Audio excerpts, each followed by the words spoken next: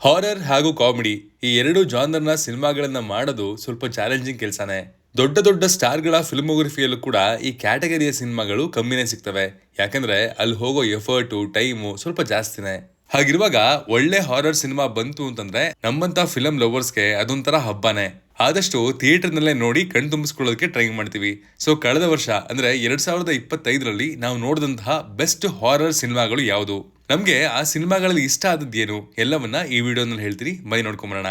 ಒಂದು ಚಿಕ್ಕ ನೋಟ್ ಏನಪ್ಪಾ ಅಂತಂದ್ರೆ ಇಲ್ಲಿ ಯಾವುದೇ ರ್ಯಾಂಕಿಂಗ್ ಇಲ್ಲ, ಎಲ್ಲವೂ ಒಳ್ಳೆ ಸಿನಿಮಾಗಳೇ. ಇಂಟ್ರೋ ಸಾಕು, ಬನ್ನಿ let's dive into best horror films.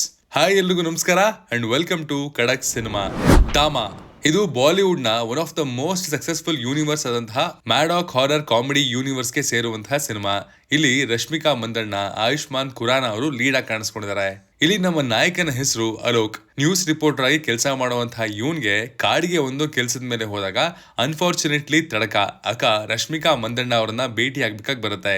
And ಅಲ್ಲಿಂದ ಅವನ್ ಲೈಫ್ ನ ದಿಕ್ಕು ಹೇಗ್ ಬದಲಾಗುತ್ತೆ, ಏನಿದಕ್ ಕಾರಣ, ಇಲ್ಲಿ ತಡಕ ಓರ್ವ ವ್ಯಾಂಪೈರ್ ಆಗಿದ್ದು ಹೇಗೆ, ಏನ್ ಇವಳ ಬ್ಯಾಕ್ ಸ್ಟೋರಿ, ಅಂಡ್ ಇವ್ರೆಲ್ಲರನ್ನ ಕಂಟ್ರೋಲ್ ಮಾಡ್ತಾ ಇರುವಂತಹ ಯಕ್ಷನ್ ಯಾರು, ಅಂಡ್ ಈ ತಾಮ ಅಂದ್ರೆ ಏನ್ ಅರ್ಥ ಅನ್ನೋದರ ಸುತ್ತಾನೆ ಈ ಕತೆ ಸ್ಟಿಚ್ ಮಾಡಲಾಗಿದೆ. ಫೋಕ್ಲೋರ್ ನ ಕಥೆಯನ್ನ ಸಾರಿರುವಂತಹ ವಿಧಾನ, ಇಲ್ಲಿನ ವರ್ಲ್ಡ್ ನ ಬಿಲ್ಡ್ ಮಾಡಿರುವಂತಹ ರೀತಿ ಎರಡು ಕಿಕ್ಕುಟ್ವು. ಇನ್ಫ್ಯಾಕ್ಟ್ ಸಿನಿಮಾಗೆ ನಿಮ್ಮನ್ನ ಎಂಗೇಜ್ ಮಾಡಿ ಕೂರಿಸುವಂತಹ ಸಾಮರ್ಥ್ಯ ಇದಕ್ಕಿತ್ತು. ಒಂದು ಕಂಪ್ಲೇಂಟ್ ಏನಪ್ಪಾ ಅಂತಂದ್ರೆ ಈ ಯೂನಿವರ್ಸ್ ನ ಹಿಂದಿನ ಸಿನಿಮಾಗಳು ಕ್ರಿಯೇಟ್ ಮಾಡಿದ ಇಂಪ್ಯಾಕ್ಟ್ ಅನ್ನ ಇದು ಫೀಲ್ ಮಾಡಿಸಲಿಲ್ಲ. ಇದಕ್ಕೆ ಇಲ್ಲಿದ್ದ ಲೇಸಿ ರೇಟಿಂಗ್ ಒಂದು ಕಾರಣ. ಶಾರ್ಟ್ ಆಗಿ ಹೇಳೋದಾದ್ರೆ ಇಲ್ಲಿ ಒಂದಷ್ಟು ಇಂಪರ್ಫೆಕ್ಷನ್ಸ್ ಇದಾವೆ, ಬಟ್ ಒಂದು ಟ್ರೈ ಖಂಡಿತ ಕೊಡಬಹುದು. ಪ್ರೈಮ್ ವಿಡಿಯೋನಲ್ಲಿ ಹಿಂದಿ ಭಾಷೆಯಲ್ಲಿ ಅವೈಲಬಲ್ ಇದೆ. DS ಇರೆ ನಿಮ್ಮೆಲ್ಲರಿಗೂ ಗೊತ್ತಿರೋ ಹಾಗೆ ಕಳೆದ ವರ್ಷ ಮಲಯಾಳಂ ಸಿನಿಮಾ ದೊಡ್ಡ ಲೀಪ್ ಅನ್ನ, ದೊಡ್ಡ ಹೆಜ್ಜೆ ಒಂದನ್ನ ಮುಂದಕ್ಕೆ ಹಾಕಿದೆ. ಯುನೀಕ್ ಕಂಟೆಂಟ್ ಅನ್ನ ತರ್ತಾನೆ ಇರ್ತೀವಿ ಅಂಡ್ ಅದನ್ನ ಜನರೇ ವರ್ಡ್ ಆಫ್ ಮೌತ್ ಇಂದ ಗೆಲ್ಲಿಸ್ಕೊಂಡು ಬರ್ತಾರೆ ಅಂತ. DS ಇರೆ ಕೂಡ ಅದೇ ಕ್ಯಾಟಗರಿಗೆ ಸೇರುತ್ತೆ. ಪ್ರಣವ್ ಮೋಹನ್ ಲಾಲ್ ಅವರು ಇಲ್ಲಿ ಲೀಡ್ ರೋಲ್ ಅಲ್ಲಿ ಕಾಣಿಸ್ಕೊಂಡಿದ್ದಾರೆ. ಇಲ್ಲಿ ನಮ್ಮ ಮುಖ್ಯ ಪಾತ್ರಧಾರಿಯ ಹೆಸರು ರೋಹನ್. ಆರ್ಕಿಟೆಕ್ಟ್ ಆಗಿರುವಂತಹ ರೋಹನ್ ಸೂಪರ್ ರಿಚ್ ಅಂಡ್ ಅವನ ಲೈಫ್ ನಲ್ಲಿ ಯಾವುದೇ ತರದ ಕೊರತೆ ಅಂತೂ ಇಲ್ಲ.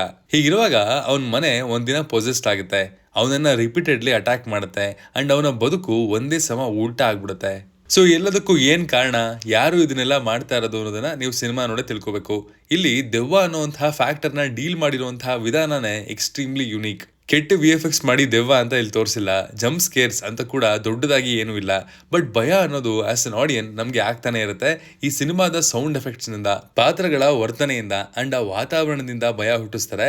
ಅಂಡ್ ಥಿಯೇಟರ್ ನಲ್ಲಿ ಇದನ್ನ ನೋಡಿದ ನನಗೆ ಸಖತ್ ಕ್ರೇಜಿ ಎಕ್ಸ್ಪೀರಿಯನ್ಸ್ ಸಿಕ್ಕಿತ್ತು ಅಂತಾನೆ ಹೇಳ್ತೀನಿ. ಈ ಸಿನಿಮಾನ ಒಳ್ಳೆ ಸೌಂಡ್ ಸಿಸ್ಟಮ್ ಅಥವಾ ಹೆಡ್ಫೋನ್ಸ್ ಹಾಕೊಂಡು ನೋಡಿದ್ರೆ ಒಳ್ಳೆ ಮಜಾ ಅಂತೂ ಖಂಡಿತ ಕೊಡುತ್ತೆ. ಜಿಯೋ ಹಾಟ್ಸ್ಟಾರ್ ಅಲ್ಲಿ ನಮ್ಮ ಭಾಷೆಯಲ್ಲೇ ಅವೈಲಬಲ್ ಇದೆ. ವಶ್ ಲೆವೆಲ್ 2 ವಶ್ ಅನ್ನುವಂತಹ ಗುಜರಾತಿ ಸಿನಿಮಾ ಒಳ್ಳೆ ಸೌಂಡ್ ಮಾಡಿತ್ತು. ನ್ಯಾಷನಲ್ ಅವಾರ್ಡ್ ಅನ್ನು ಸಹ ಈ ಸಿನಿಮಾ ಗೆದ್ಕೊಂಡು ಬಂದಿತ್ತು. ಅಂಡ್ ಅಜಯ್ ದೇವಗನ್ ಅವರು ಇದನ್ನ ಹಿಂದಿಯಲ್ಲಿ ಶೈತಾನ್ ಅಂತ ರೀಮೇಕ್ ಕೂಡ ಮಾಡಿದ್ರು. ಸೊ ಇಷ್ಟೊಂದು ಸಕ್ಸಸ್ಫುಲ್ ಫಿಲಮ್ ನ ಪ್ರೀಕ್ವೆಲ್ ಬರ್ತಾ ಇದೆ ಅಂತಂದ್ಮೇಲೆ ಒಂದು ಎಕ್ಸ್ಪೆಕ್ಟೇಷನ್ ಇದ್ದೇ ಇರುತ್ತಲ್ವಾ ಗುರುವೆ. ಆ ಎಕ್ಸ್ಪೆಕ್ಟೇಷನ್ ನ ಈ ಸಿನಿಮಾ ಸೂಪರ್ಬ್ ಆಗಿ ಹ್ಯಾಂಡಲ್ ಮಾಡಿದೆ. ಈ ಸಿನಿಮಾ ವೀಕ್ ಹಾರ್ಟೆಡ್ ಪೀಪಲ್ ಗಂತೂ ಅಲ್ವೇ ಅಲ್ಲ. ಇಲ್ಲಿನ ಸೀನ್ಸು ಹೆವಿ ಡಿಸ್ಟರ್ಬಿಂಗ್ ಆಗಿದೆ. ವೈಲೆನ್ಸ್ ಅನ್ನೋದು ಈ ಸಿನಿಮಾದ DNA ಅಂದ್ರೆ ತಪ್ಪಾಗಲ್ಲ. ಸ್ಟೋರಿ ಟೆಲ್ಲಿಂಗ್ ಅಲ್ಲಿ ಇನ್ನಷ್ಟು ಆಯಾಮಗಳನ್ನ ಎತ್ಕೋಬಹುದಿತ್ತು ಅನ್ನೋದನ್ನ ಬಿಟ್ರೆ ನಮ್ಮ ಪ್ರಕಾರ ಇದೊಂದು almost perfect film. Regular horror ಸಿನಿಮಾಗೆ ಹೊರತಾಗಿ ಏನಾದ್ರೂ ಡಿಫ್ರೆಂಟ್ ಆಗಿ ಟ್ರೈ ಮಾಡಬೇಕು ಅಂತಿದ್ರೆ ಇದನ್ನ ಟ್ರೈ ಮಾಡಿ. ಅದಕ್ಕಿಂತ ಮುಂಚೆ ಇದರ ಫಸ್ಟ್ ಪಾರ್ಟ್ ಅನ್ನ ಕೂಡ ಮಿಸ್ ಮಾಡ್ಕೋಬೇಡಿ ಗುರುವೆ. ನೆಟ್ಫ್ಲಿಕ್ಸ್ ನಲ್ಲಿ ಹಿಂದಿ ಡಬ್ ನಲ್ಲಿ ಅವೈಲಬಲ್ ಇದೆ. ಬರಾಮುಲ್ಲಾ ಇದೊಂದು ವಿಚಿತ್ರವಾದ ಸಿನಿಮಾ ಗುರುವೆ. ಇಲ್ಲಿ ಹಾರರ್ ಇದೆ ಬಟ್ ದೆವ್ವ ಇಲ್ಲ, ಥ್ರಿಲ್ ಇದೆ ಬಟ್ ಯಾವ ಮರ್ಡರು ನಡೆಯಲ್ಲ, ಪಾಲಿಟಿಕ್ಸ್ ಇದೆ ಆದ್ರೆ ಪೊಲಿಟಿಕಲ್ ಡ್ರಾಮಾ ಇದಲ್ಲ. ತುಂಬಾ ಜಾನರ್ಸ್ ನ ಟ್ಯಾಪ್ ಮಾಡೋದಕ್ಕೆ ಹೋಗಿ ಯಾವ ಒಂದ್ರಲ್ಲೂ ಎಕ್ಸೆಲ್ ಆಗದೆ ಇರುವಂತಹ ಎಷ್ಟೋ ಎಕ್ಸಾಂಪಲ್ಸ್ ನಾವು ನೋಡ್ಬಿಟ್ಟಿದೀವಿ. ಬಟ್ ಈ ಸಿನಿಮಾ ಆ ಎಕ್ಸಾಂಪಲ್ಸ್ಗೆ ಹೊರತಾಗಿದೆ. ಬರಾಮುಲ್ಲಾ ಎಂಬ ಕಾಶ್ಮೀರದ ಊರಿನಲ್ಲಿ ಅಚಾನಕ್ ಆಗಿ ಎಕ್ಸ್ಪ್ಲೋಷನ್ಸ್ ಗಳು ಆಗ್ತಾ ಇದೆ ಅಂಡ್ ಅದರ ಸುತ್ತಾನೆ ಇಲ್ಲಿನ ಕತೆ ಸೆಟ್ ಆಗಿರೋದು.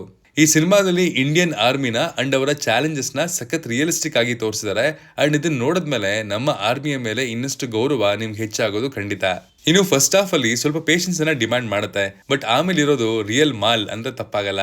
ಖಡಕ್ ಸಿನಿಮಾದ ಪ್ರಕಾರ it's A good watch. 7.2 IMDb ratings ನೊಂದಿಗೆ ನೆಟ್ಫ್ಲಿಕ್ಸ್ ನಲ್ಲಿ ಹಿಂದಿ ಭಾಷೆಯಲ್ಲಿ ಅವೈಲಬಲ್ ಇದೆ. ಸುಮತಿ ಒಲವು ಇಲ್ಲಿ ನಮ್ಮ ಮುಖ್ಯ ಪಾತ್ರಧಾರಿಯ ಹೆಸರು ಅಪ್ಪು. ವಿಡಿಯೋ ಕ್ಯಾಸೆಟ್ ಶಾಪ್ ಅನ್ನ ನಡೆಸುವಂತಹ ಅಪ್ಪುಗೆ ಅವರ ಗ್ರಾಮದ ರೋಡ್ ಒಂದರಲ್ಲಿ ವಿಚಿತ್ರ ಘಟನೆಗಳು ಕಂಡು ಬರ್ತಾ ಇರ್ತವೆ. ಸ್ಟಾರ್ಟಿಂಗ್ ನಲ್ಲಿ ಅವನು ಅದನ್ನ ಇಗ್ನೋರ್ ಮಾಡಿದ್ರು ಬರ್ತಾ ಬರ್ತಾ ಅವು ಜಾಸ್ತಿ ಆಗ್ತವೆ. ಏನಿದರ ಬ್ಯಾಕ್ ಸ್ಟೋರಿ, ಯಾಕೆ ಈ ಘಟನೆಗಳು ಈಗ ಸಂಭವಿಸ್ತಾ ಇದಾವೆ ಅಂಡ್ ಇದು ಎಲ್ಲಿಗೆ ಬಂದು ನಿಂತ್ಕೊಳ್ತು ಅನ್ನೋದನ್ನ ನೀವು ಈ ಸಿನಿಮಾ ನೋಡೇ ತಿಳ್ಕೊಬೇಕು. ಇಲ್ಲಿ ನನಗೆ ಖುಷಿ ಕೊಟ್ಟಿದ್ದು ಈ ಸಿನಿಮಾದ ವರ್ಲ್ಡ್ ಬಿಲ್ಡಿಂಗ್. ಇಲ್ಲಿ ದೊಡ್ಡ ಸ್ಕೇಲ್ ಇಲ್ಲ ಅಂದ್ರೂ ಆ ಸಣ್ಣ ಚೌಕಟ್ಟಿನಲ್ಲಿ ಏನೆಲ್ಲ ಅಚೀವ್ ಮಾಡಬಹುದಿತ್ತು ಅದನ್ನ ಇದರ ಪ್ರೆಸೆಂಟೇಷನ್ ನಲ್ಲಿ ಎದ್ದು ಕಾಣೋ ತರ ಅಚೀವ್ ಮಾಡಿದ್ದಾರೆ.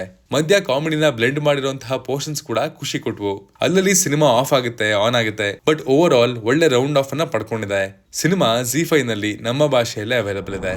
ಸರ್ವಂ ಮಯ ಇದು ನಿವಿನ್ ಪೌಲಿ ಅವರು ಲೀಡ್ ಆಗಿ ಕಾಣಿಸ್ಕೊಂಡಿರುವಂತಹ ಮಲಯಾಳಂ ಹಾರರ್ ಕಾಮಿಡಿ ಸಿನಿಮಾ. ದೆವ್ವ ನೋಡಿದ್ರೆ ಭಯನೇ ಪಡ್ಬೇಕಾಗಿಲ್ಲ, ದೆವ್ವನ ಪ್ರೀತಿಸಲೂಬಹುದು ಅಂತ ಈ ಸಿನಿಮಾ ಹೇಳೋದಕ್ಕೆ ಟ್ರೈ ಮಾಡಿದೆ. ಇಲ್ಲಿ ನಮ್ಮ ಮೇನ್ ಕ್ಯಾರೆಕ್ಟರ್ ನ ಹೆಸರು ಪ್ರಬೆಂದು.